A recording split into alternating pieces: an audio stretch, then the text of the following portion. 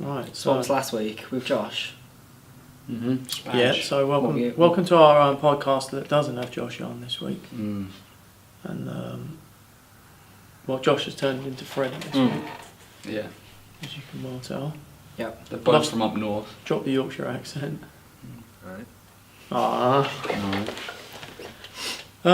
So what were you talking about last time? what were we talking about last time? Talking about what Josh is, how he feels he is in tattooing at the moment, what he's trying to do, stuff like that. Oh yeah, we were talking about when people were maybe not quite beginner tattooists, but they were maybe just past that. They got some skills, they knew what they're doing a little bit.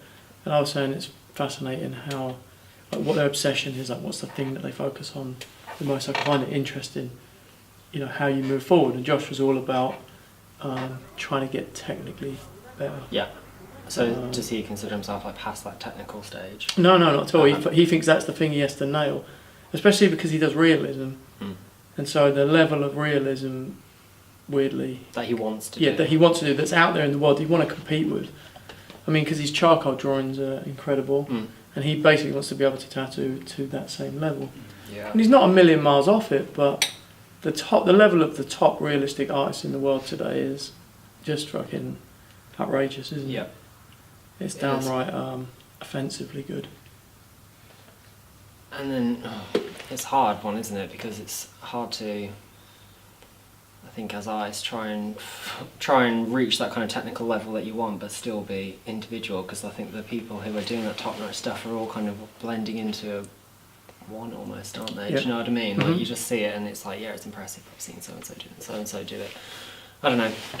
I feel like that top person or the top one or two, and this is just my opinion, the top people are, I don't want to be rude to people who I don't know the names, but the classic people like Nico, Steve Butcher, Dimitri, Samuel, they just seem to be leading the way. Yeah. And Dimitri's like a little more painterly maybe than those guys, yeah, like a little more, I'd say loose, but his looks slightly different. I don't know what the thing is. Those guys look very similar, but because they're so good, they just drag everyone else up with them.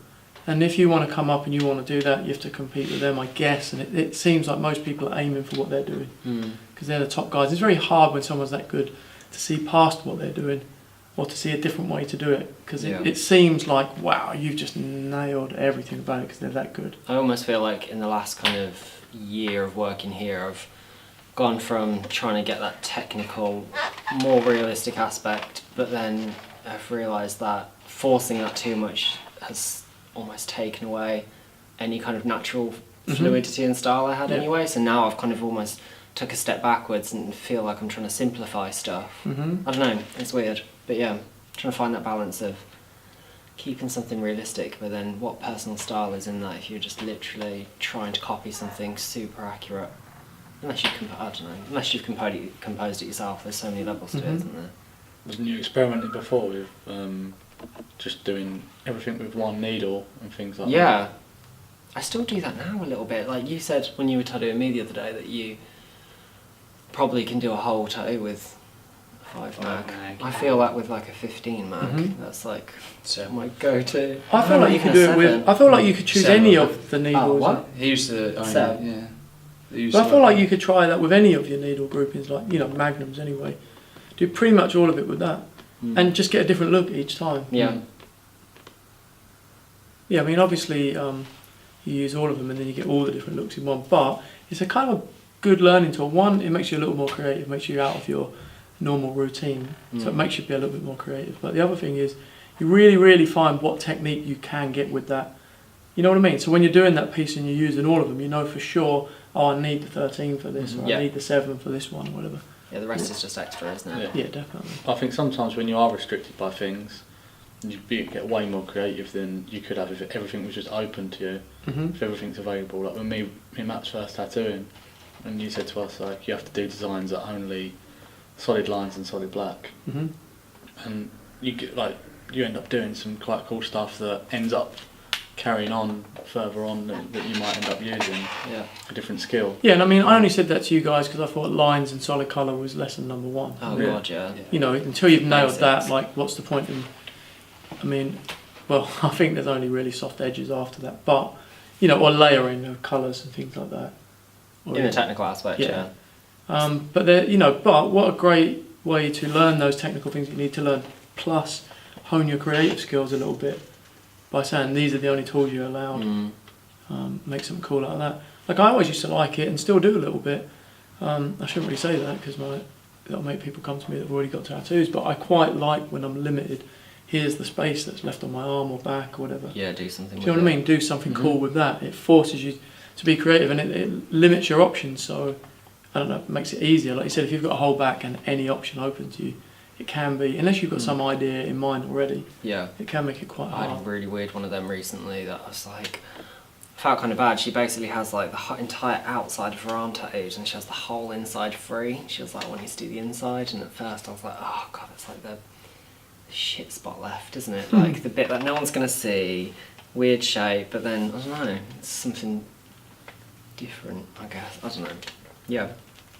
That's like I've had that guy that's had all the he had tribal on the outside of his arm, and then he had it lasered and it all scarred quite badly yeah. at the top. And but I'm excited doing more on that because it's all scarred. Like I love all them little textures and stuff on there, and Way actually more fun. trying to use them in the design. It's like little bits of like concrete and stuff like that in the texture. Well, because your work So wait, looks textured as hell anyway, so I guess that's going to add to it a little bit. yeah, I was gonna say it's funny because you know it's not like it sounds like it's gonna be a complete novelty, but you know it's not.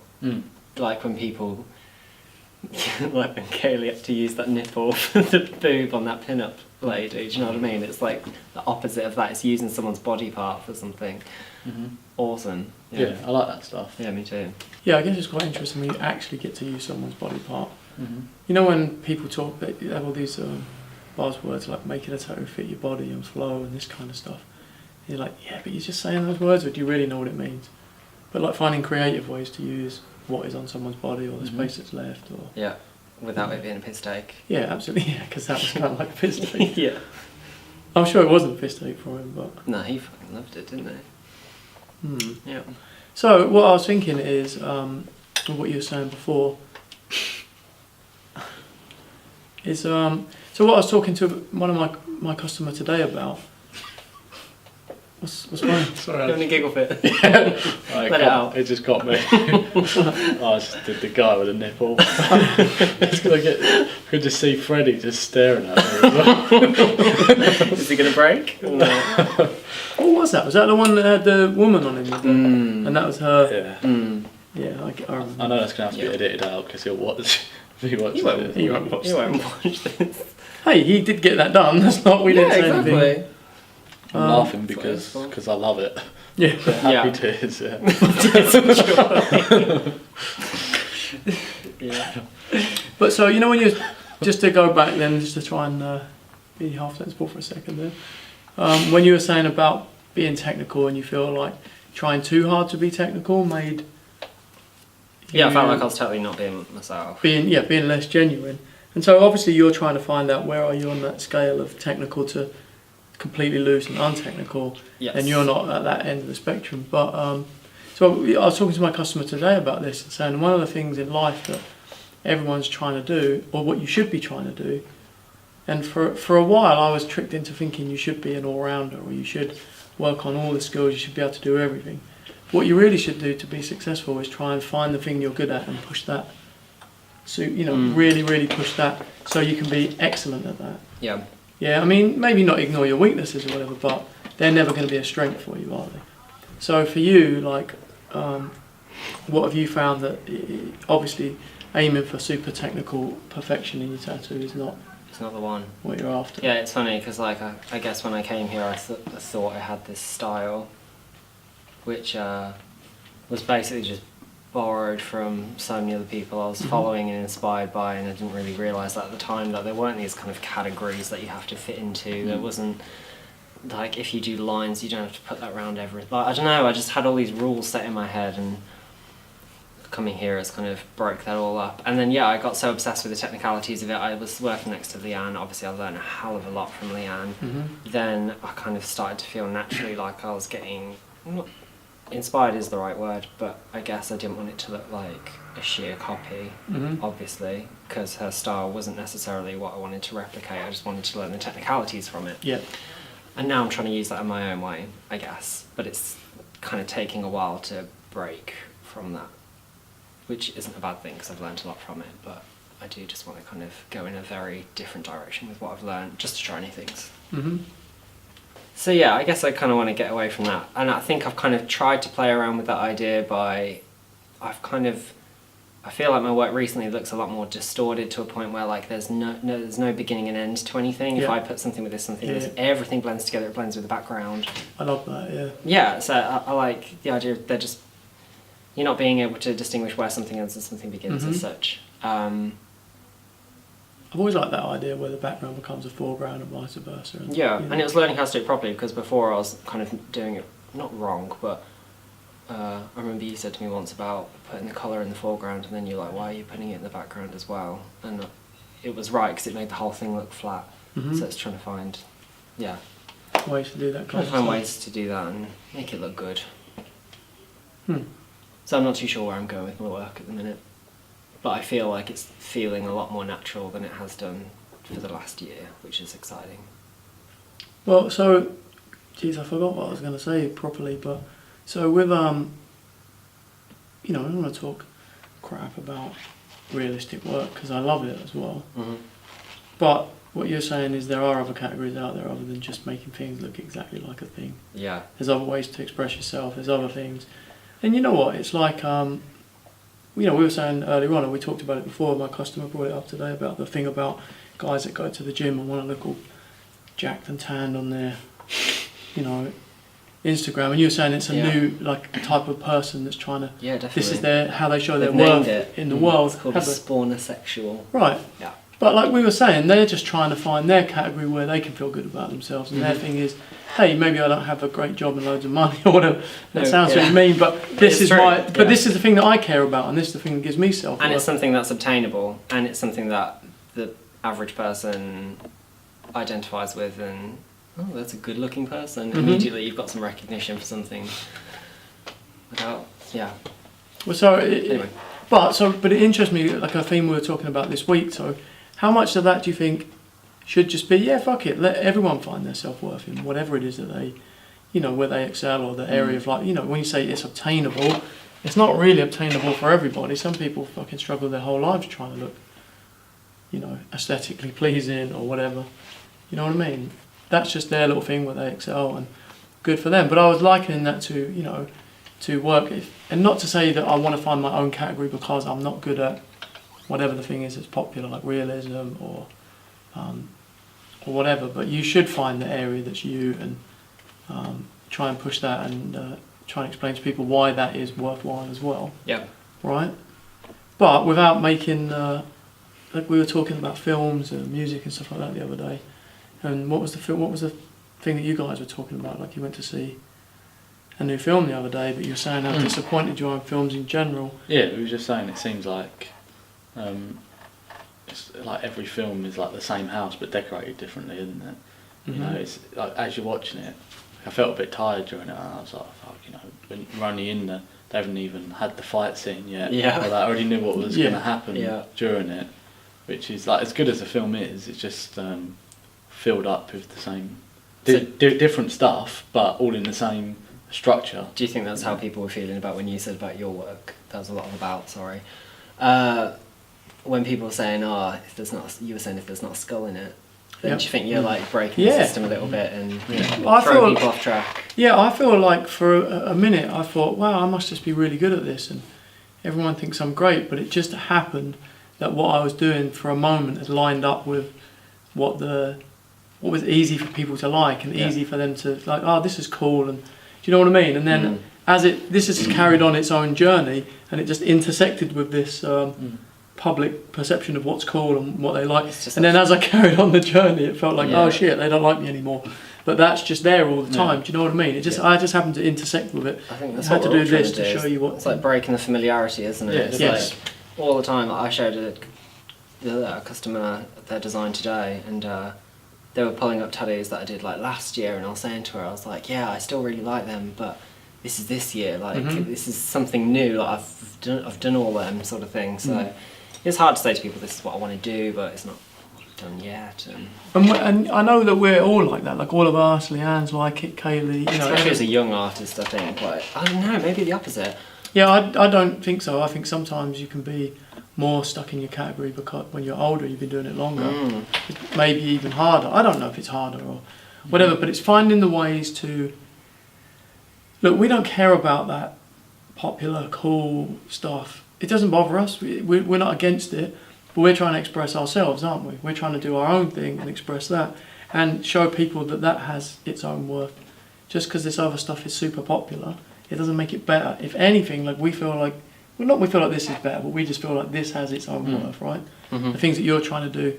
But trying to break people out of that mould, like you said, going to the cinema, imagine if they just made crazy films with a complete different setup, a complete different story that was unfamiliar to people.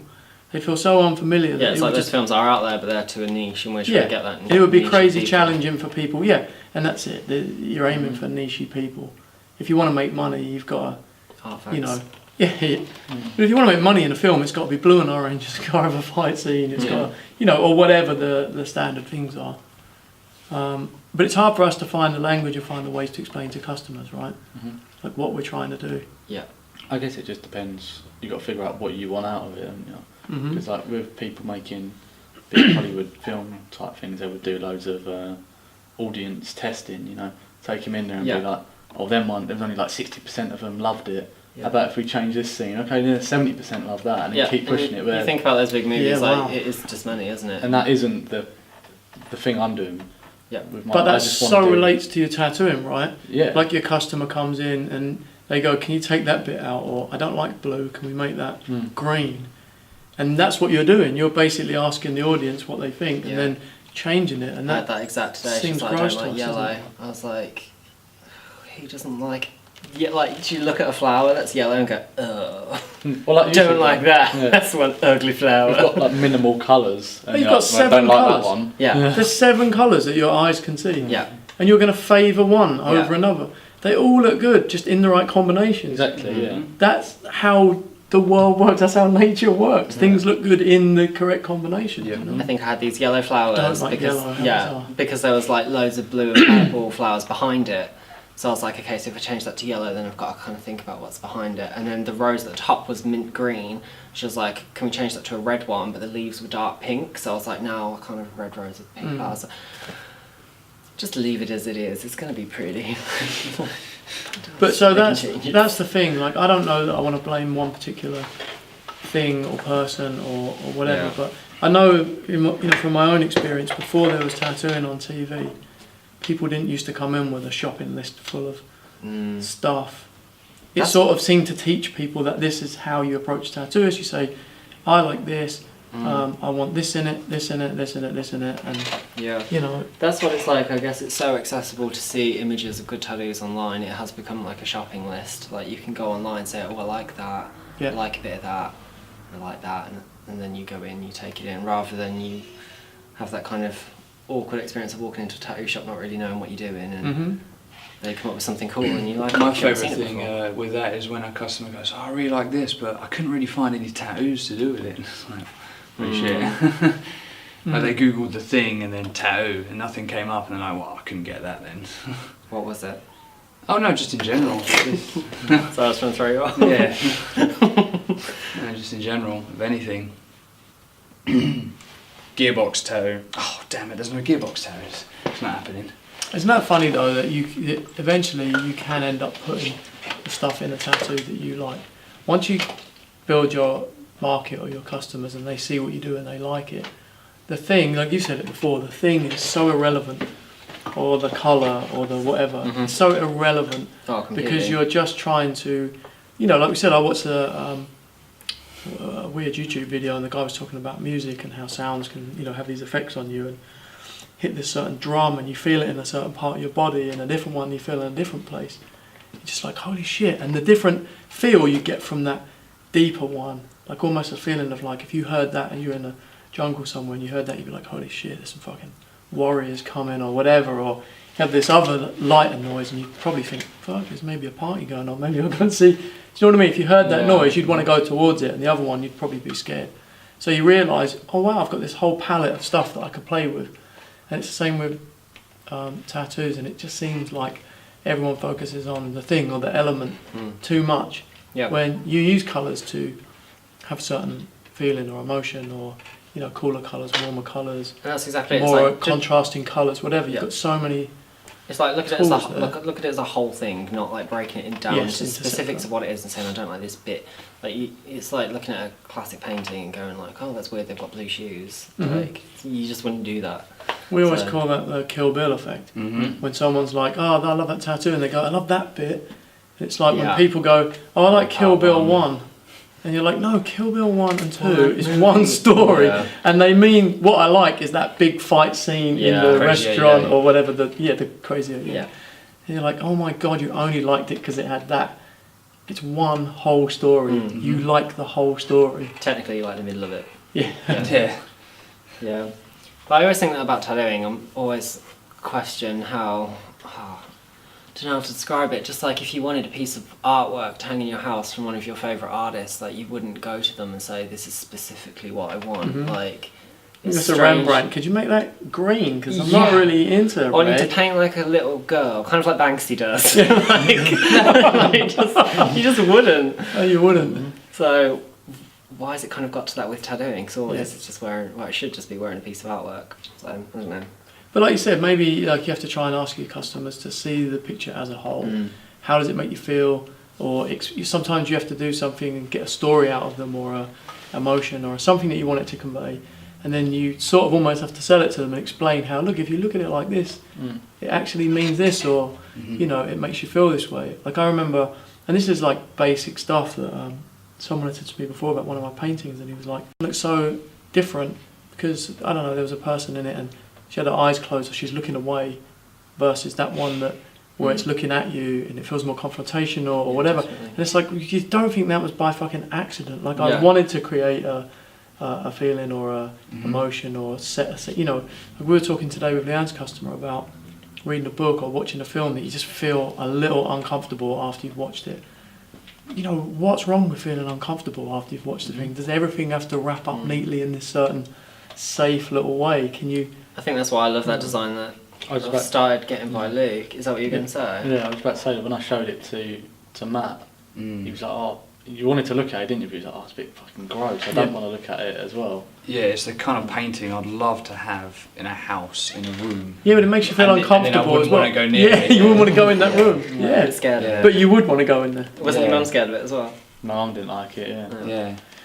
But you see, you're just using the whole palette, you're using all the emotions. You know, it's not just. It reminded me of a painting my uncle had actually. It was a painting of just a little boy, but it wasn't done very well, and I guess it belonged to the people that owned the house before him. That's creepy already. Yeah, it is. yeah, and it's a fucking 15th century house, so yeah, it's pretty old. But it gave me the same feeling looking at it. They're completely different subject matters and done in completely different ways. But I remember walking by the room and seeing it. Yeah, that's cool. I really like it. But it feels like a lot of tattoos haven't, like we're immature in that way in tattooing, in that we're still on the level of just putting things next to things, rather than I want this to make you feel a certain way. Yeah, definitely. And You that's know, one of the having few all the times. feelings. Like, go on. I was just going to say, that's one of like, the few times that I've seen a piece for ages and just been like, fuck, that just feels unlike anything else that I've seen for a long time. It's so opposite to my work as well. It's nothing like anything I could create. So I feel like all that's of us why are it's pushing cool. for that though, aren't we? Like you're pushing. Well, we're not the that only feeling. people, are we? That Yeah. like we were talking about films, and it's times when you're just like, I just want to see something different. I just want anything different, even if it's shit. Just give me Yeah, I something don't even care different. what it is. Like, we watched the Greasy Greasy Strangler. Strangler. I was like, Fuck yeah. fucking love watching this just because Right. it's different. Yeah. Yeah.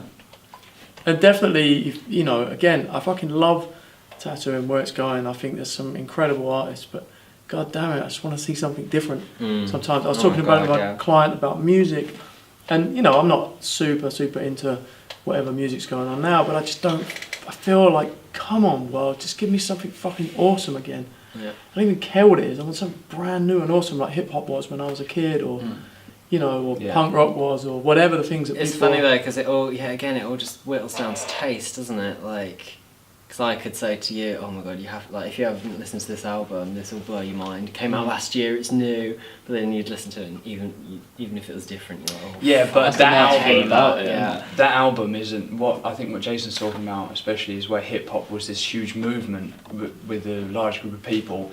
That album is probably not so much. Yeah, it's the niche that we're on about. It's the niche, yeah, exactly. But I still want to hear it just because it's different. Yeah, I still want to watch the Greasy Strangler just because it's you know it's shit from but, you know. Yeah. Well, I think you said it before. I said you. I didn't look at anyone. You said it about it's like tattooing some full circle of when you go in and pick flash off a wall. That at least somebody drew that once, whereas you come in and you just get Googled pictures tattooed on you instead. It's pretty much the same thing, isn't it? Yeah, and I think it's just going through the stages. I mean, I don't know what the average tattoo studio does or the average tattoo thing. I mean, I'm only looking at probably quite high level stuff, but that still goes on at high level, just stuff next to other stuff. But there is a movement. There are people that are, you know, trying to do different things and trying to mix it up and whatever. So it's not like we're the only people that are like that, but definitely. The more you do scroll through the internet sometimes, or whatever, however you consume your tattoos, you do just feel like, good God, just give me something fucking... I guess with the internet as well, though, anything that is good and different gets picked up on pretty quickly by everyone else and copied and therefore watered down. Ravaged is a word. Yeah.